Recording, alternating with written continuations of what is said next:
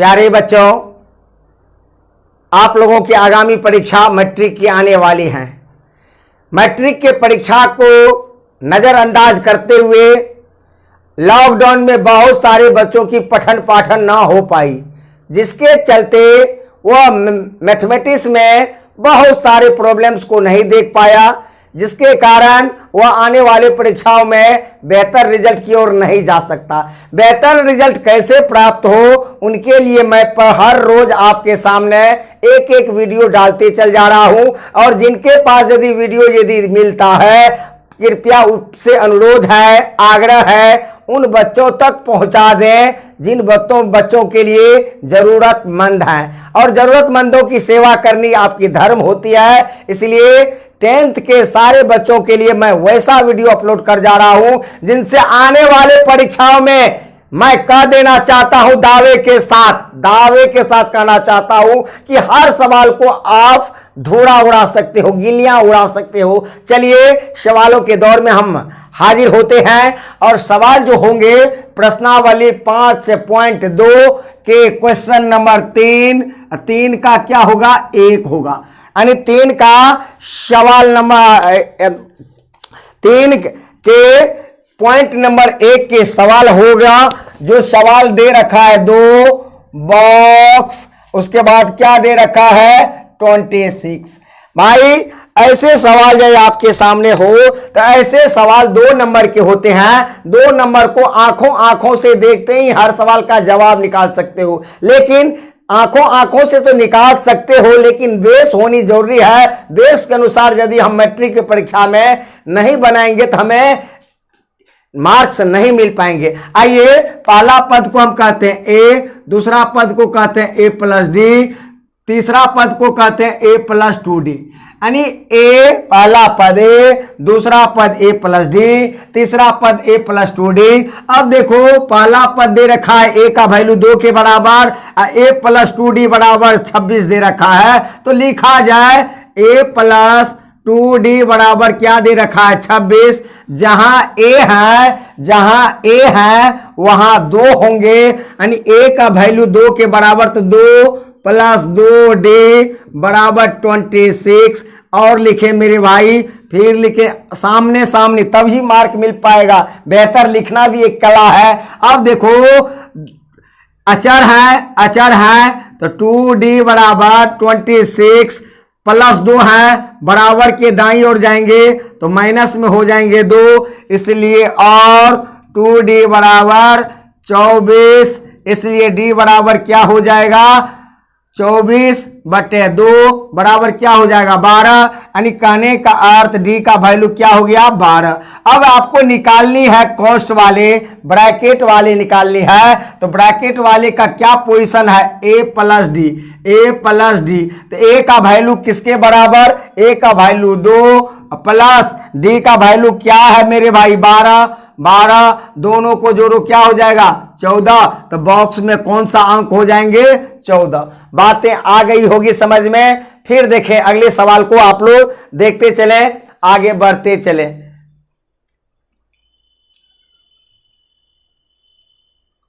हाँ चलिए फिर नेक्स्ट सवाल को देखें।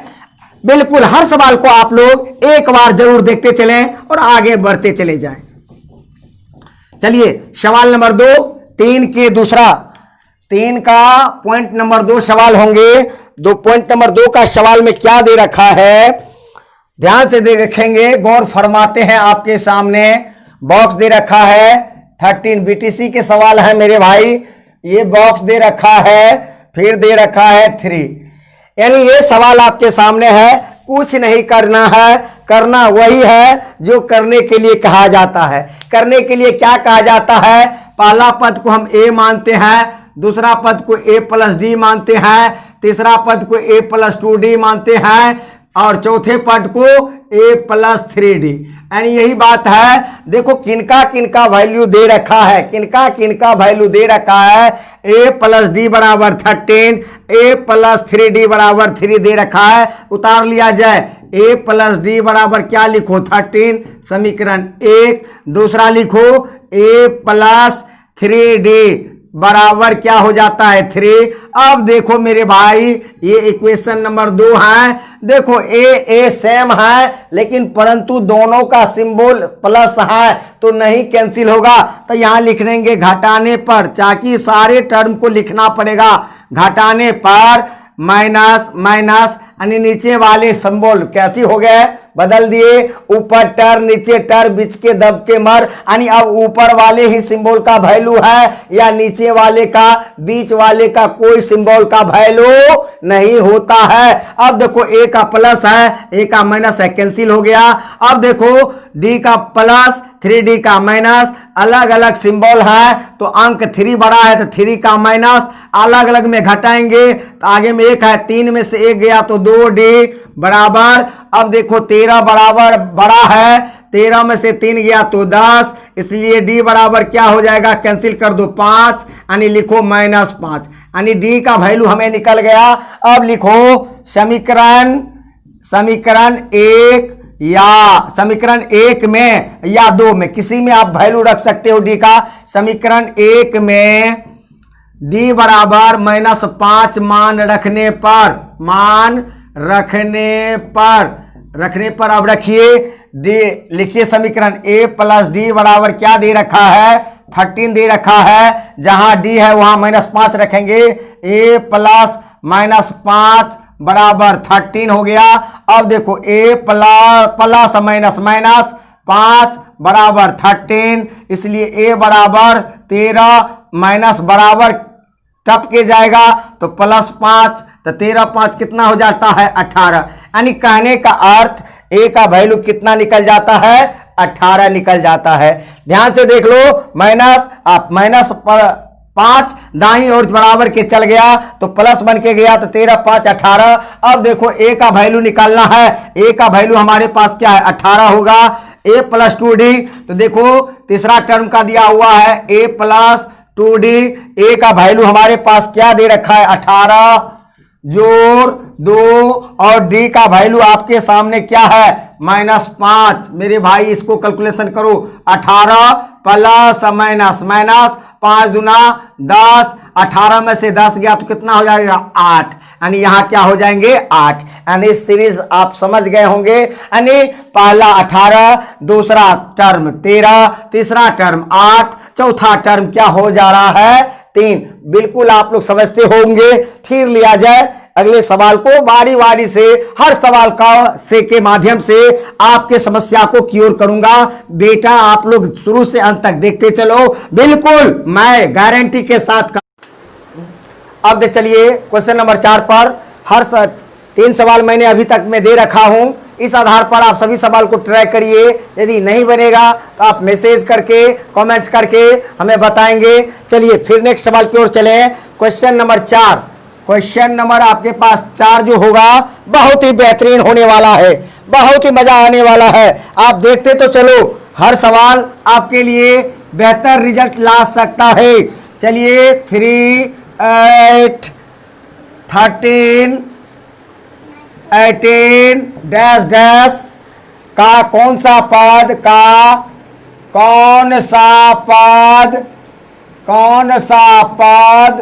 78 होगा।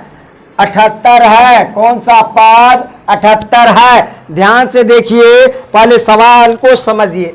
पहले देखिए सवाल कहता क्या है, मैथमेटिक्स मांगता है आपको पकड़, आपको लैंग्वेज की मजबूती प्रदान करना चाहता हूं कि पहले मैथमेटिक्स कुछ नहीं, बेस को चाहता है आपका बेस कैसे अच्छा रहे, यानी पहले पढ़ना सीखो। यदि पढ़ना सीख जाते हो तो गणना खुद सीख जाएंगे। हाँ, गारंटी के साथ कहता हूं। देखो क्या कहता है, 3 8 13 18 इस क्रम में बढ़ता जाए तो 78 तक जाने के लिए कितने पद चाहिए। 78 तक, यानी कहने का मतलब 78 अंत होता है, इसका मतलब 78 अंतिम पद है। आओ मेरे भाई, A पहला पद जहां से शुरू करते हैं, 3 से शुरू करते हैं, उसको हम पहला पद कहते हैं, उसको 3 कहा जा रहा है। डिफरेंस जो है, डिफरेंस कहता है दो नंबरों के बीच के अंतर को, सार्वंतर, सभी में बराबर बराबर अंतर, समांतर। यानी दूसरा पद में से पहला को घटाओ,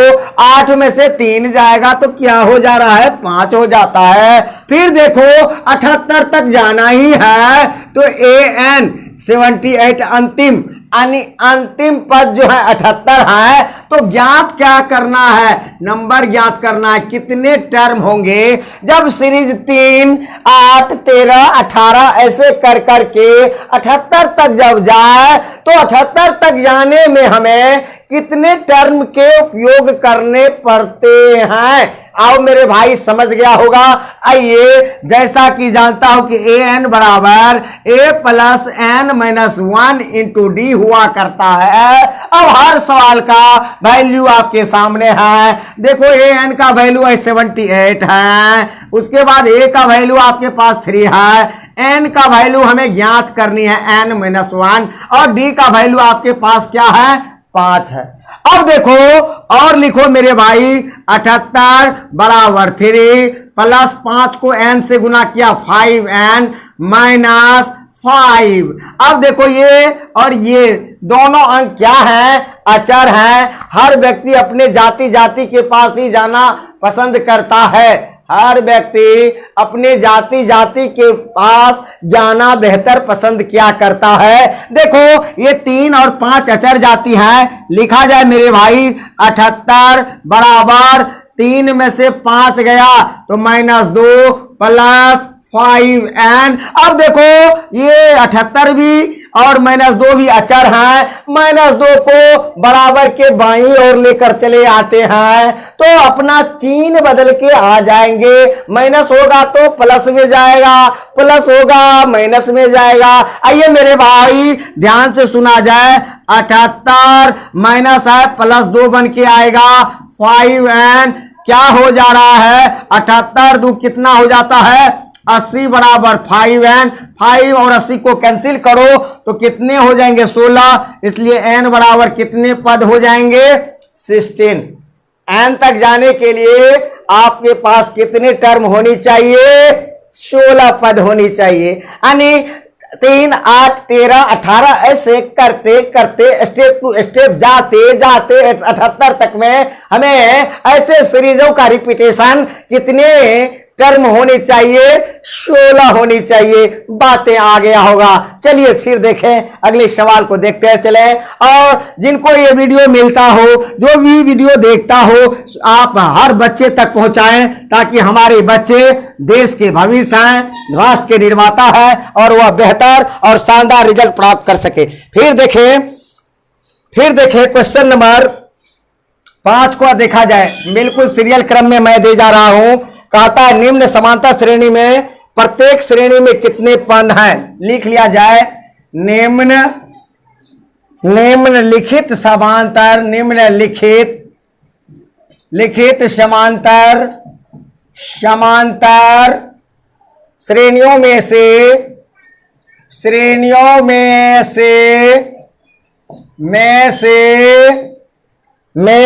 प्रत्येक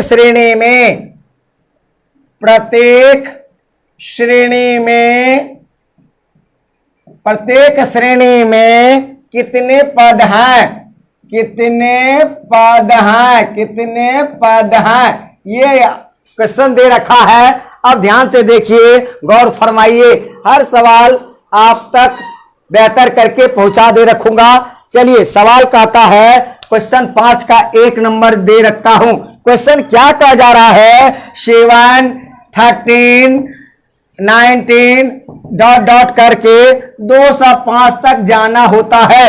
अब देखो मेरे भाई, यहां से जब सीरीज 7, 13, 19 ऐसे डॉट डॉट करके 205 तक जब जाता हो तो 205 तक जाने के लिए कितने टर्मों की आवश्यकता होंगी, उन टर्मों को आपको फाइंड करना है। देखिए ध्यान से देखते चलिए, हर सवाल खुद से बनता चल जाएगा। देखो पहला पद है, जहां से गिनती शुरू करते हैं उसको पहला पद कहते हैं, तो 7। और डिफरेंस जो होता है, दूसरे पद में से पहले को घटाओ 13 में से 7 गया तो 6 हो जाता है और जाना है अंतिम 205 तक जाना है। अंतिम को कहते हैं an। कितना हो गया 205। तो बाकी रह गया क्या, नंबर ऑफ टर्म्स। बाकी क्या रह जाता है, नंबर ऑफ टर्म्स। लिखो नंबर कितने हो जाएंगे, कितने टर्म्स होंगे। जब ऐसे सीरीज 205 तक जाती है तो कितने टर्म तक आपको, कितने टर्म आपके पास सीरीज होनी चाहिए। आइए मेरे भाई, अब जैसा लिखता है a plus n minus 1 into D. an का वैल्यू कितना रखा है 205, a का वैल्यू 7 प्लस n का वैल्यू नहीं ज्ञात करनी है और d का वैल्यू हमारे पास क्या हो जाता है 6। देखो 205 बराबर 7 प्लस 6n माइनस 6। अब देखो 205 और लिखा जाए मेरे भाई, और आमने सामने होनी चाहिए ताकि नंबर ना कटे। 7 में से 6 गया तो 1 प्लस 6n। अब 1 को बराबर के बाईं ओर लाओ और 205 घटाओ 1 बराबर 6n। घटाओ क्या हो जाता है 204। घटाने के बाद 204 बराबर 6n। इसलिए n बराबर आपको 204 बटे क्या हो जाएगा 6 हो जाएगा। 6 18 6 24 यानी कितने टर्म लगेंगे, कितने नंबर लगेंगे, यानी 3 7 13 19। ऐसे करके यदि हम जाते हैं तो हमें कितने टर्म लगेंगे, हमें कितने टर्म लगेंगे तो हमें 34 टर्म लगेंगे। बातें आ गई होगी समझ में। ऐसे सवाल यदि आपके सामने आता हो बिल्कुल उन सवालों को गिलियां उड़ा दें। बिल्कुल एक भी सवाल आपके सामने ना रहे, ना टिके, ना आगे किसी भी प्रकार की समस्याएं उत्पन्न कर जाएं। चलिए मेरे भाई अगले सवाल को देखो। थोड़ा सा एक सवाल और ले लिया जाए, उसके बाद हम लोग क्वेश्चन नंबर 6 में कहा जा रहा है। क्वेश्चन नंबर 6 को आप लोग खुद से ट्राई करोगे।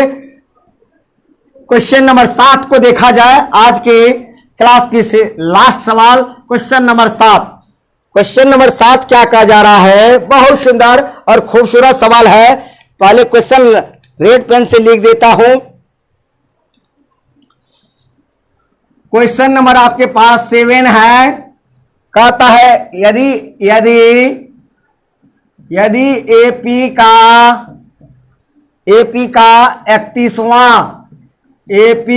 31वां पद ज्ञात करें।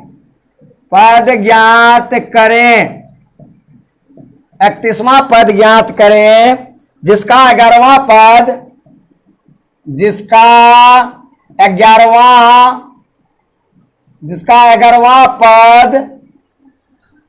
38 है, 38 है। और कहता है और 16वां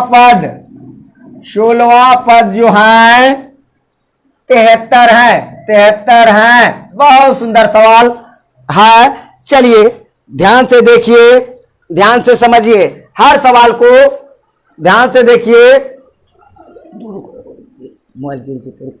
ध्यान से देखिए तब समझिए। बिल्कुल आप लोग देखते चलो। चलिए मेरे भाई ध्यान से देखो, समझो। कहता है एपी का 31वां पद ज्ञात करनी है। 31वां ज्ञात करेंगे।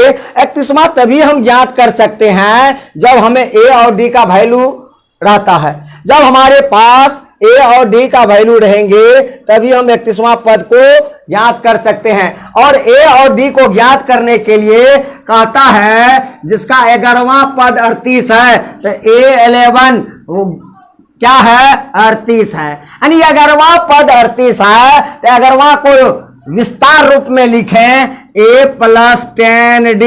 A11 को A प्लस 10D कहते हैं, बराबर क्या हो जाता है 38। Equation number 1। दूसरा कहता है 16वां पद A16 यानी 16वां पद 73 है। पढ़ो लिख दो, पढ़ो लिखो। अब इसको विस्तार करो। A प्लस 16 से 1 कम करके लिखेंगे 15, डी बराबर क्या हो गया 73, इक्वेशन 2 हो गया। अब दोनों इक्वेशन को करेंगे तो हमें एक भी ज्ञात होंगे और डी भी ज्ञात होंगे, तभी हम 31वां पद ज्ञात कर सकते हैं। आइए यहां से कैलकुलेशन करने का कोशिश किया करता हूं। a प्लस 10d बराबर क्या हो जा रहा है 38, और दूसरा इक्वेशन है a प्लस 15d बराबर क्या हो जाता है 73 हो जाता है। मेरे भाई अब देखो क्या करेंगे, घटाने पर यहां लिखेंगे, घटाने पर लिखेंगे कि यहां माइनस प्लस है तो माइनस, यहां क्या हो जाएगा माइनस, यहां प्लस है यहां क्या हो जाएगा माइनस। अब देखो ये ए टर्म जो है कैंसिल हो गया। अब देखो 15 बड़ा है उसका सिंबल उतार दो, 15 में से अलग अलग सिंबल में अंक को घटाएंगे, 15 में से 10 गया तो 5d। अब देखो मेरे भाई 73 बड़ा है, 73 का सिंबल देखो, 73 माइनस चिन्ह वाले हैं, 38 प्लस वाले हैं, अलग अलग चिन्ह में घटाया जाता है बड़ा का अंक लिखकर। 13 में से 8 गया तो क्या हो गया 5, 6 में से 3 गया तो 3, इसलिए दोनों बगल बराबर के दोनों बगल माइनस है तो क्या कर देंगे कैंसिल कर देंगे, इसलिए d बराबर क्या हो जाएगा 5 और 7 को गुना करेंगे 7, इसलिए d बराबर क्या हो जाएगा 7। अब देखो समीकरण 1 में d बराबर 7 मान रखने पर लिख लिया जाए। अब करो मेरे भाई 31वां पद करा जाए 31 बराबर a plus 30d, a plus 31वां पद को कैसे लिखेंगे a प्लस 30d। अब देखो a का वैल्यू हमारे पास है, a का वैल्यू हमारे पास मान रखेंगे तभी ना a निकलेगा। देखो 1 लिखो, a प्लस 10d बराबर 38। अब देखो a प्लस 10 इंटू 7 बराबर 38, इसलिए a प्लस 70 बराबर 38, 70 उधर जाएगा, a बराबर 38 माइनस 70 क्या हो जाएगा, तो 70 में से 38 माइनस उतार दो, 70 में से 38 घटाओ तो 2 5 6 में से गया 3, क्या हो जाएगा माइनस 32। अब ज्ञात करनी है आपको 31वां ज्ञात करने के लिए a प्लस 30d रखना होता है। a का वैल्यू मेरे पास क्या है, a के वैल्यू है माइनस 32 और 30, और d का वैल्यू हमारे पास क्या है 7 है। ध्यान से देखो माइनस 32 प्लस 7 210, 210 में से 32 घटाओ, 10 में से 2 गया तो 8, यहाँ क्या बचा 10 में से 3 गया तो क्या हो गया 7 का 1 यानी 178, यानी 31वां पद क्या हो जाएगा 178। आज की क्लास हम यहीं से विदा लेते हैं, फिर मिलते हैं अगले वीडियो में। जय हिंद जय भारत।